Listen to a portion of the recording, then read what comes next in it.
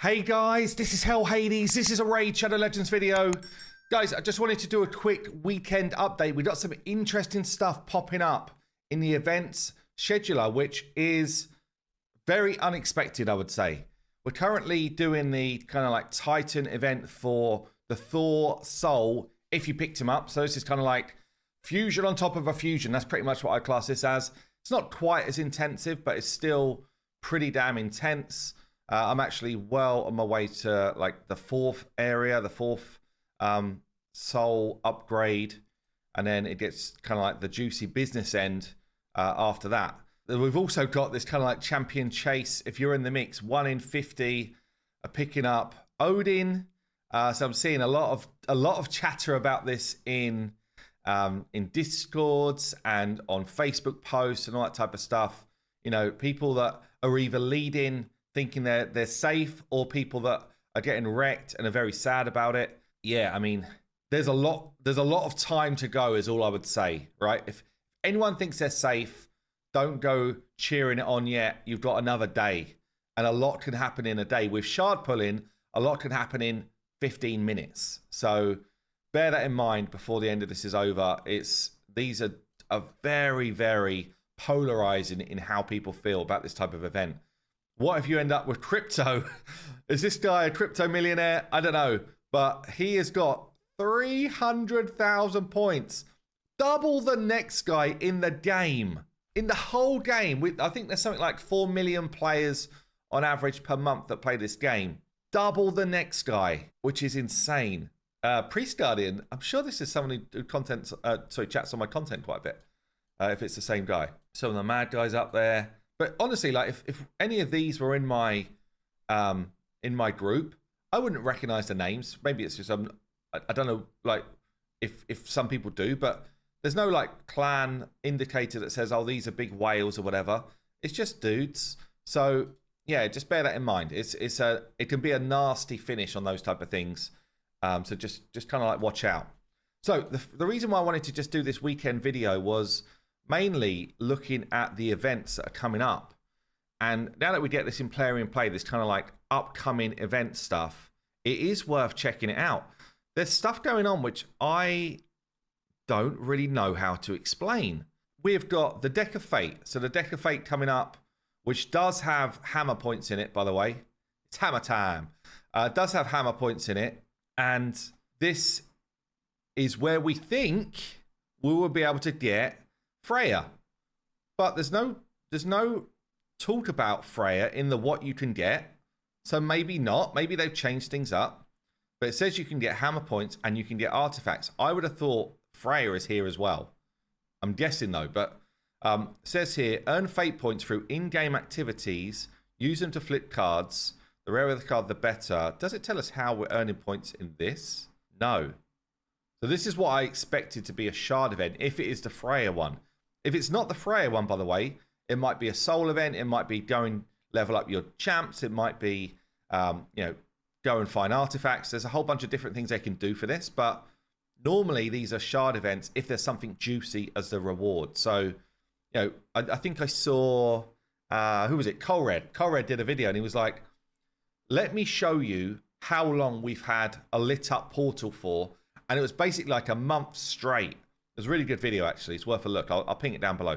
So the Asgard Divide, does it tell us when this ends? 24th of the 10th. So we've still got a full month before the Asgard Divide ends. And they're bound to be backloading some cool stuff, right? So it might be that this Deck of Fate is not the Freya one at all. It might be that it's a completely different Deck of Fate. And then we're going to have the Freya one later on. Or they might have completely changed their mind, by the way, about doing a Freya Deck of Fate. We don't know. Like, anything is subject to change in this stuff. So, yeah, we'll see, I guess. But we've still got another full month. And they're going to want to make sure they've got events going through the whole Asgard Divide stuff. Now, the other thing which is interesting here is we've got a warm-up event where you can also get hammer points, by the way. Normally, you're warming up for the next fusion. Okay, so the Thor event, I guess, ends on what? The 1st, which is that a Tuesday? Yeah, a Tuesday. So I guess that would make sense. The Thor event ends on the Tuesday. The warm-up event starts for the next fusion coming up. And then the actual fusion will start the week after that. So I guess there's going to be like a Thursday fusion here in October, but that does feel kind of early. It feels like it's almost a week early, but maybe that's just right. Maybe that falls in line as it should. But as I say, it's kind of like back to back to back fusions at this point. And we've also got here Oktoberfest kicking in. Has this already been active? Because sometimes we get like an epic fusion as an extra.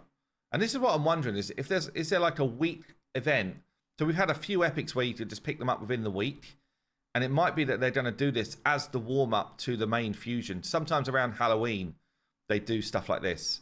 And I think going back a long time, we actually had an extra fusion thrown in. Like Morley was an extra fusion, I think. I'm trying to remember now, but I'm pretty sure she was an extra fusion for an Oktoberfest.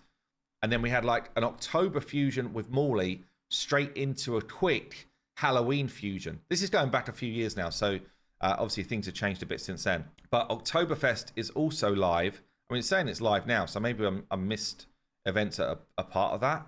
Or maybe it's just like, this is a reason to sell packs under a different name. But yeah, I don't know. Anyway, I guess it's a bit of a watch this space, because there's a lot going on right now. There's been a lot going on for a few weeks, honestly, since they dropped this Asgard Divide. They're trying to obviously make the most of these cool new champs coming into the game. And I am in this kind of like place of trying to manage my shard count as best I can, right?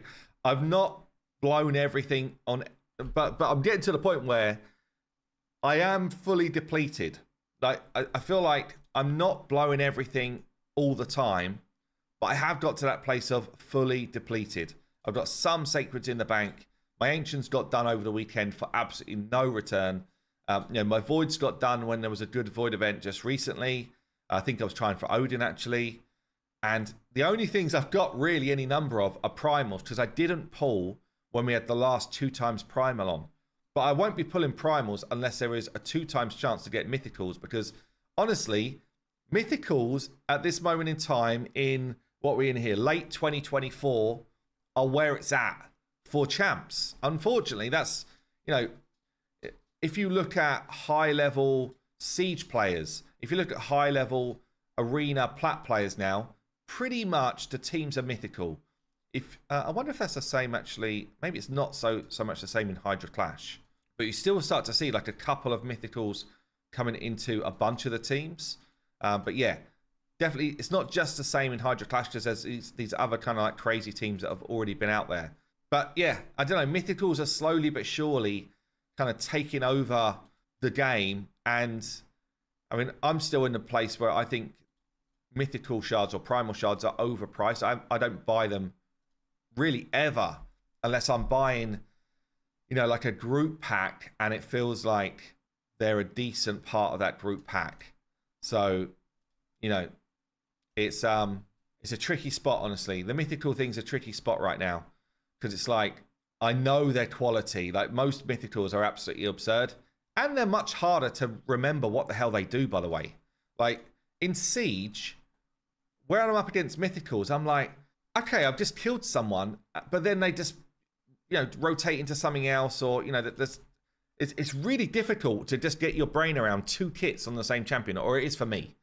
I pretty much do it with all the normal champs, but with mythicals, I'm kind of like, I generally remember one of their forms relatively well, but when I'm up against them in Siege, and it's that kind of like, the time is ticking down, you've got to choose who you're going to fight.